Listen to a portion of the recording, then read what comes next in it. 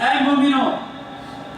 جو اللہ تبارک و تعالیٰ پر ایمان رکھتے ہو اور اس بات پر ایمان رکھتے ہو کہ یقیناً ایک دن مجھے اللہ تعالیٰ سے جا ملنا ہے، تو ڈرو حقیقی طور پر جس طرح سے ڈر ہے، جس طرح سے حق ہے ڈرنے کا اس سے، اور اللہ کی مغفرت اور اس کی رضا اور اس کی رضا مندی کی طرف بڑھو۔ اور اللہ کے بندو، مسلم شریف کی روایت ہے، حضرت ابو سعید خدری رضی اللہ تعالی عنہ فرماتے ہیں کہ بے شک رسول اللہ صلی اللہ علیہ وسلم نے فرمایا کہ اے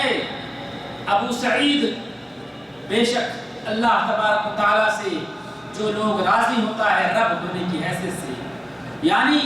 جسے اس بات کا اعتراف اور ایمان و یقین ہو جائے کہ میرا رب بس اللہ ہے، اور جو دین اسلام کو اپنا دین کے اعتبار سے اپنا اسلام کو پسند فرما لے، اپنا دین مان لے اسلام کو، اور محمد عربی صلی اللہ علیہ وسلم کو اپنا نبی مان لے، وجبت لہ الجنہ، جنت اس کے لیے واجب ہو گئی۔ حضرت ابو سعید خدری رضی اللہ تعالیٰ عنہ کہتے ہیں کہ مجھے تعجب ہوا آپ صلی اللہ علیہ وسلم کی اس بات کو سن کر کے، تو میں نے کہا کہ اللہ کے رسول صلی اللہ علیہ وسلم اعد علیہا، مجھے دوبارہ کہیے کیا کہہ رہے ہیں آپ۔ پھر اللہ کے رسول صلی اللہ علیہ وسلم نے دوبارہ اس بات کو کہا کہ جو اللہ تبارک و تعالیٰ سے راضی ہوتا ہے کہ وہی میرا رب ہے، جو اسلام سے راضی ہوتا ہے کہ یہی میرا دھرم ہے، اور جو نبی محمد صلی اللہ علیہ وسلم سے راضی ہوتا ہے کہ یہی ہمارے رسول اور نبی ہیں، جنت اس کے لیے واجب ہے۔ مسلمانوں، سب سے اچھی بات جو انسان اپنے آپ کو سیکھتا اور سکھلاتا ہے وہ یہ ہے کہ اللہ تبارک و تعالیٰ پر ایمان لائے۔ ایمان کس حیثیت سے لائے؟ اللہ پر ایمان لانے کے تمام عناصر اور تقاضوں کو سیکھے، اللہ کی معرفت کو گہرائی کے ساتھ جانے، یہ سب سے بڑی بات ہے، کیونکہ یہی ٹھوس اعتقاد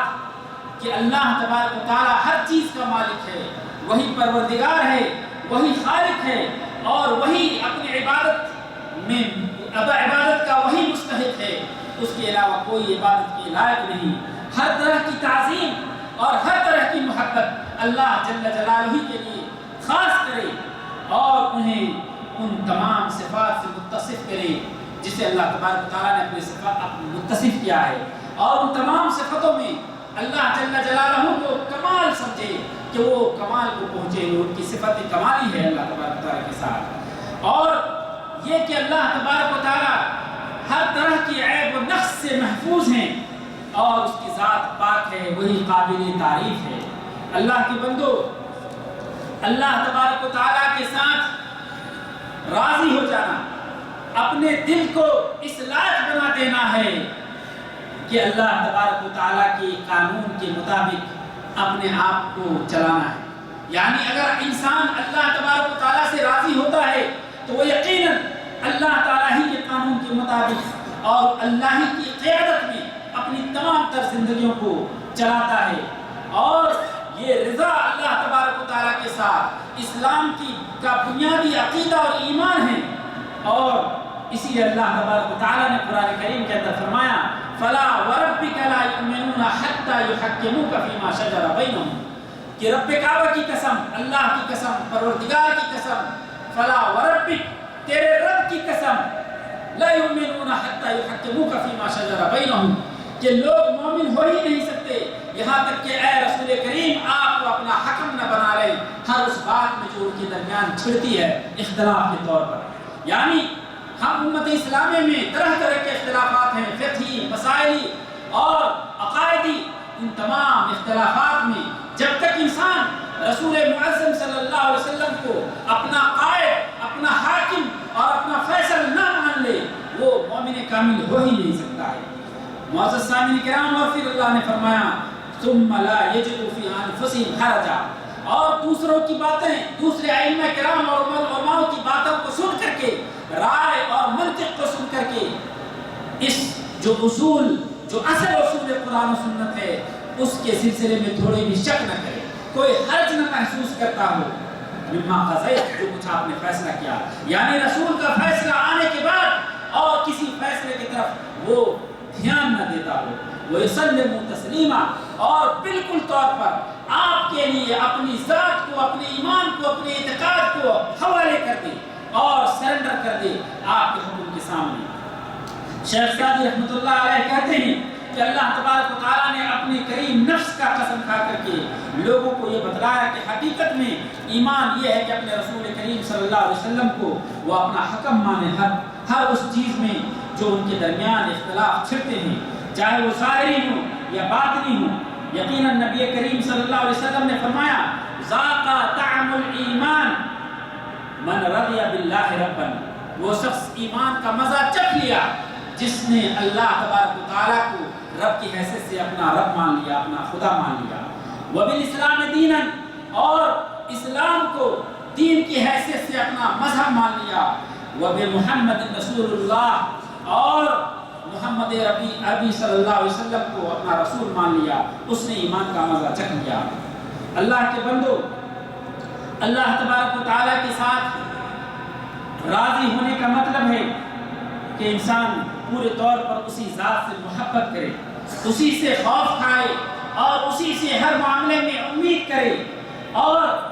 عبادت میں تنہا اسی ذات کو سمجھے اور اسی کے لیے پورے اخلاص کے ساتھ عبادت کرے۔ اسی طریقے سے اللہ تبارک و تعالیٰ کے ساتھ راضی ہونے کا مطلب یہ ہے کہ بندہ یہ سمجھے کہ اللہ تبارک و تعالیٰ تمام کائنات کی تدبیر کرنے والا ہے، ہر طرح کے معاملات کے اندر تصرف صرف اور صرف اللہ تبارک و تعالیٰ کا ہوتا ہے۔ اس طریقے سے انسان اللہ پر پورے طور پر اعتماد اور بھروسہ کرنے والا بن جاتا ہے۔ مسلمانوں، اللہ تبارک و تعالیٰ کے ساتھ راضی ہونے کا مطلب یہ نہیں کہ انسان اللہ تبارک و تعالیٰ کے کسی فیصلے یا کسی طریقے سے کراہت محسوس کرے اور بعض پر ایمان لائے اور بعض کا انکار کرے، ہرگز نہیں۔ اور یہ بھی نہ ہو کہ انسان اپنے نفس کی، اپنے خواہشات کی پیروی کرنے والا ہو جائے۔ اللہ تبارک و تعالیٰ نے فرمایا وَلَوِ اتَّبَعَ الْحَقُّ أَهْوَاءَهُمْ لَفَسَدَتِ السَّمَاوَاتُ وَالْأَرْضُ، کہ اگر اللہ تبارک و تعالیٰ یا یہ لوگ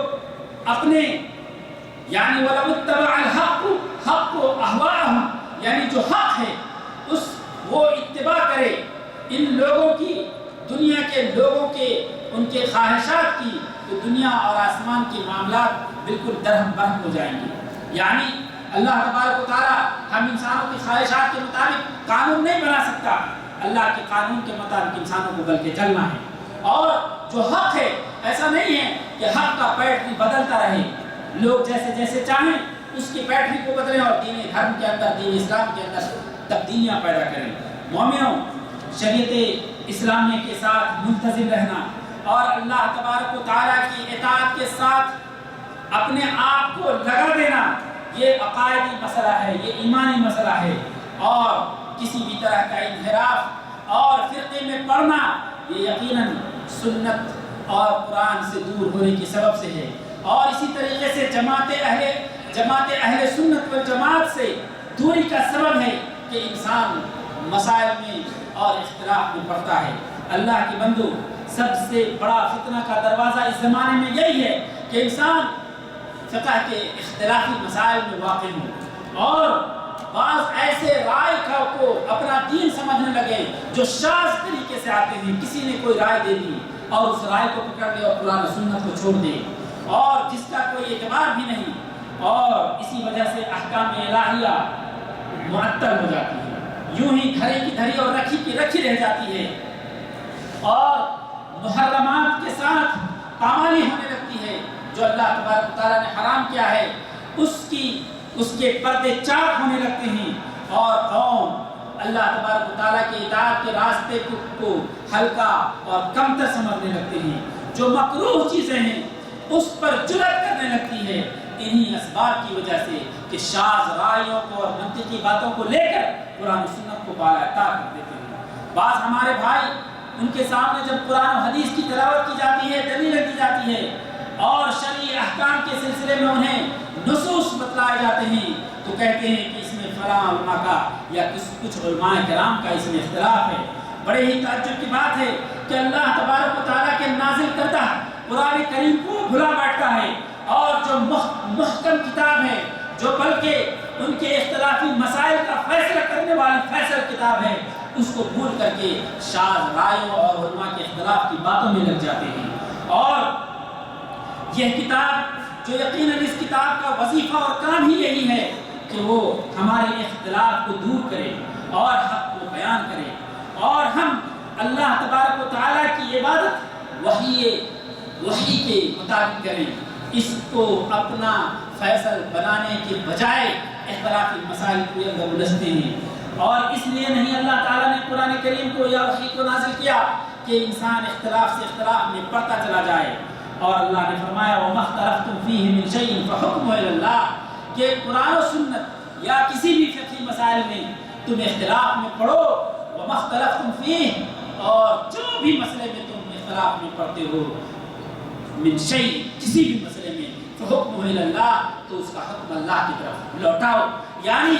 فیصلہ کرنے کے لیے قرآن و سنت کے کسوٹی پر رکھو۔ اللہ کے بندو سے اختلافی بات اور نفسانی خواہشات کی اتباع کرنا یقیناً اپنے شہوت اور اپنے خواہشات کے مطابق دین کو بنانا ہے، اور اللہ تبارک و تعالیٰ نے جس مقصد سے نبی کریم کو بھیجا، قرآن و سنت کو اتارا، اس سے عاری ہونا ہے۔ معزز سامعین کرام، سنت اور نصوص اس لیے آئے ہیں کہ ہمارے درمیان کے اختلاف کو مٹایا جائے، اور اللہ تبارک و تعالیٰ نے جو ہمیں قرآن و سنت عطا کیا ہے، حقیقت میں یہی ہمارے لیے مشعل راہ ہے۔ تو اے مومنوں، اللہ تبارک و تعالیٰ کے ساتھ راضی ہو کر کے اپنی بلندی کو چاہو، اور اپنی عزت دین کے اندر بالکل ملتزم ہو کر کے اپنی عزت کو تلاش کرو،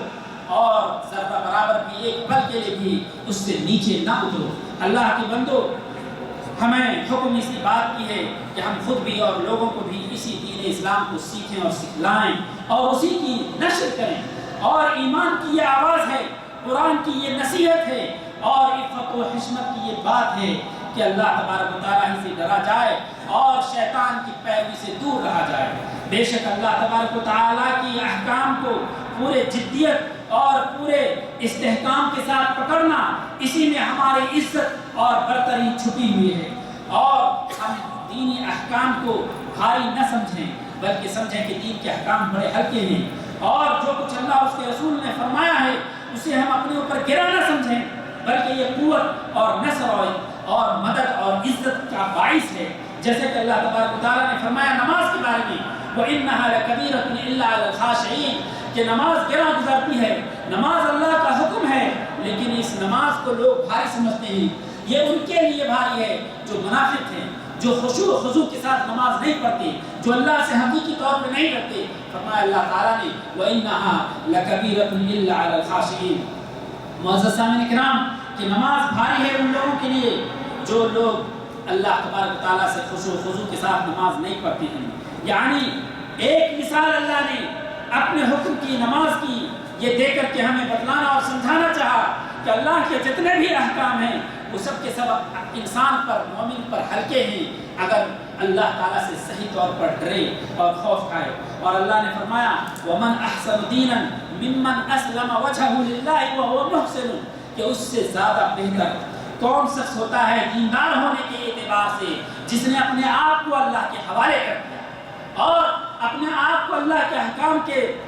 سامنے سیرنڈر کر دیا، اس سے زیادہ بہتر اور کون ہو سکتا ہے۔ معزز سامعین کرام، ہمیشہ بندوں کی عزت اس بات میں ہے کہ گناہوں کو چھوڑے اور اسی میں اس کی فتح ہے اور اللہ کی طرف وہ بڑھے۔ اور اللہ تبارک تعالیٰ نے فرمایا کہ میں اپنے بندے کے گمان کے مطابق ہوتا ہوں، اور جب وہ مجھے ذکر کرتا ہے تو میں اس کے ساتھ ہوتا ہوں۔ اگر میرا بندہ مجھے اپنے دل میں ذکر کرتا ہے تو میں بھی اس کو اپنے دل میں ذکر کرتا ہوں۔ اگر وہ قوم میں ذکر کرتا ہے تو میں اس سے بہتر قوم میں اس کا ذکر کرتا ہوں۔ اگر میرا بندہ مجھ سے ایک بارش میرے قریب آتا ہے تو میں اس سے ایک ذرا قریب آتا ہوں۔ اگر وہ ایک ذرا قریب آتا ہے تو میں ایک باع یعنی بہت ہی زیادہ اس کے قریب آ جاتا ہوں۔ اگر میرا بندہ میرے طرف چل کے آتا ہے تو میں اس کی طرف دوڑ کے آتا ہوں۔ اللہ تبارک و تعالیٰ سے دعا ہے کہ اللہ ہمارے لیے اسلام کو ہماری عزت کا سبب بنا دے۔ اے اللہ ہمارے نبی کریم صلی اللہ علیہ وسلم پر سلامتی فرما۔ اے اللہ اور ان کے تمام ازواج مطہرات اور صحابہ کرام پر اور ہر شخص پر جو اللہ کے رسول کی اتباع کرتے ہیں ان سب پر سلامتی فرما۔ اے اللہ ہم تجھ سے مکمل ایمان کا طلب کرتے ہیں۔ اے اللہ ایمان کامل والا ہمیں بنا۔ اے اللہ سچا دین والا ہمیں بنا، اور موت سے پہلے توبہ کی توفیق عطا فرما، اور موت کے بعد ہمیں راحت فرما۔ اور اللہ ہم تمام مسلمانوں کو عزت بخش، آمین۔